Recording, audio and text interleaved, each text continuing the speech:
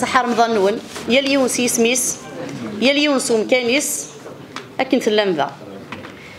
Je voudrais aborder en premier lieu cette fois-ci la journée mondiale des droits de la femme.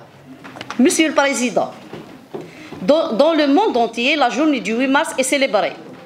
Tous les secteurs ont organisé des festivités en hommage au combat des femmes, leur sacrifice pour leurs droits, leur liberté et leur participation à toutes les luttes pour les causes justes.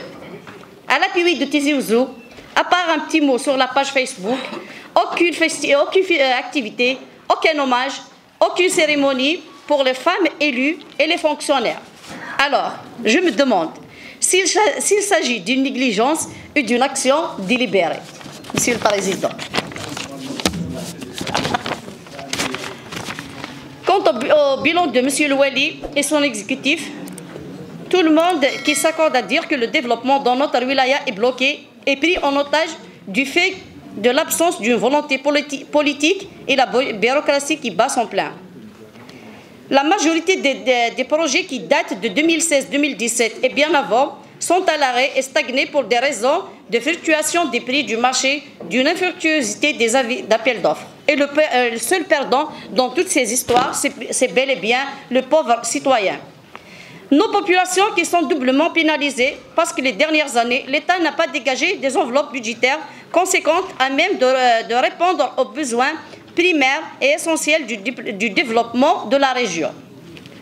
Sur ce, M. Louali, qu'en est-il de la levée du gel du projet du nouveau CHU de Tizi Ouzou, du complexe mère-enfant et des 4 EPH de Athedouala, Ouagnoun, Mekla et Athouassif?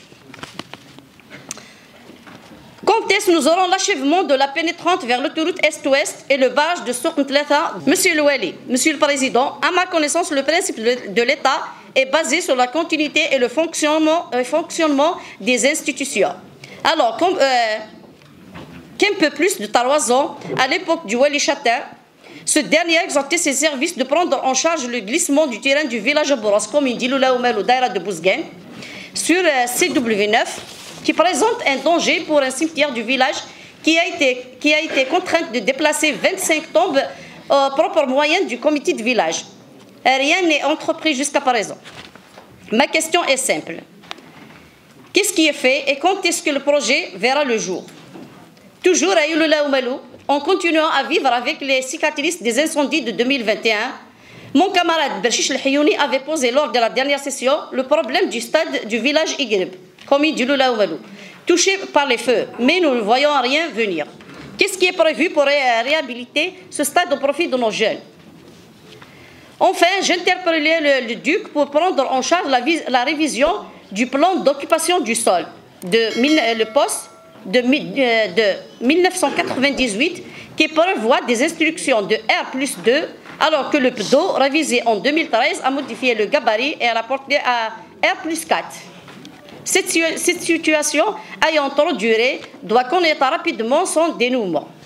Pour terminer et illustrer la mauvaise gestion dans le secteur du développement de notre wilaya, le gouvernement a pris et publié officiellement un décret exécutif portant numéro 21-349 du 12/9/2021, déclarant l'utilité de l'opération relative à la réalisation d'un pôle d'habitat intégré et d'équipement d'accompagnement à Bouzguen.